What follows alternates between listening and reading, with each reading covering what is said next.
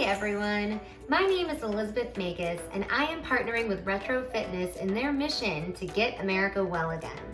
We want to show you how making small changes to your lifestyle outside of the gym can make a profound impact on your overall health. The great love of my life is food, so much so that I graduated from 2 different culinary schools. The first degree program focused entirely on classical cooking, also known as how to cook anything you want with clarified butter. Suffice it to say, we bypassed the freshman 15 in that place and went straight for the freshman 50. Not pretty. The second degree program was in culinary nutrition, so essentially we were learning how to make all of those classical unhealthy meals healthy. I'm going to use what I learned in both schools to demonstrate the positive impact of making small changes to either a delicious recipe or your lifestyle in general, and it will not entail giving up dairy, going meatless, or, God forbid, swearing off alcohol. Ever since the coronavirus hit, we have become a country of hoarders. And I'm not just referring to hoarding Charmin Red and hand sanitizer. We've been hoarding food, and not the good kind. I often say that the most impactful relationship I developed during quarantine was with Whole Foods mini chocolate cupcakes. And I don't even have a sweet tooth.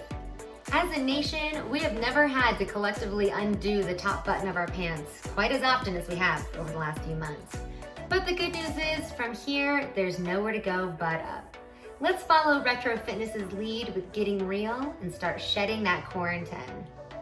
Today, I'm gonna show you how to make a super easy, low-carb pasta dish that can be whipped up in under 5 minutes and is modeled after an ancient Roman staple known as cacio e pepe, meaning cheese and pepper. A traditional cacio e pepe is made from cooking pasta and making a sauce of sorts out of the pasta water, pecorino romano, and lots of freshly ground pepper. Today's dish has all the great flavor of a traditional cacio e pepe with a nutritional twist or two. Let's take a look at the ingredients we're going to need to make it.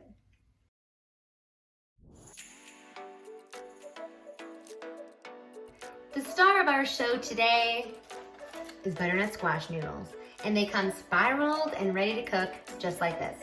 Now, in the realm of veggie noodles, I enjoy cooking with these the most because they have a real heartiness to them that you don't get with a zucchini noodle, and they really take on the flavors of all the other ingredients in the dish beautifully. So if you're hesitant to try veggie noodles in general, Dad, I swear you will love these.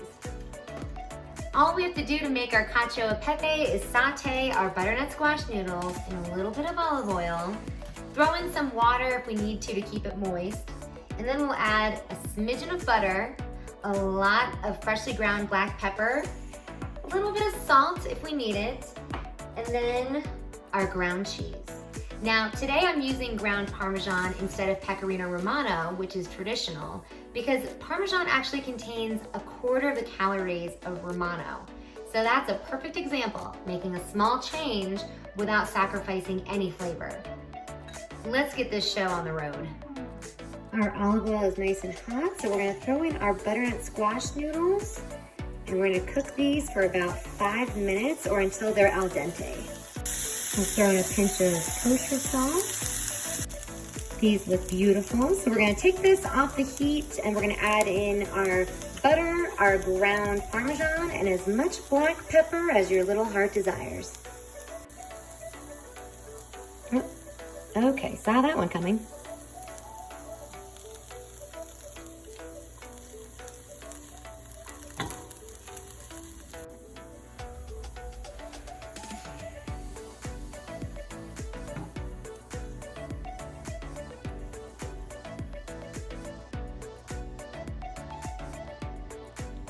Ooh, this looks so good. All right, time to plate. Now, a little hint with plating. If you want to give your dish a little bit of height, put a little bit of the dish onto the plate at a time, as opposed to just throwing it all in at once so it spreads all over creation. This will form a little tower and make it look a little bit more impressive. Okay, so I've been eating this for the last few minutes, and let me tell you, it has all the flavors and characteristics of cacio e pepe without the pasta. It is rich, it's indulgent, it's incredible, and there's no guilt with this. That's the best part. in 12 ounces of butternut squash noodles, there's only 160 calories, so eat it all and knock yourself out. This little baby will pair perfectly with a nice salad, preferably one with a vinaigrette that you make yourself. Not a bottle dressing, but we'll talk more about that later. On behalf of Retro Fitness and myself, thank you so much for tuning in today. And in the words of Arnold Schwarzenegger, I'll be back. We'll see you soon.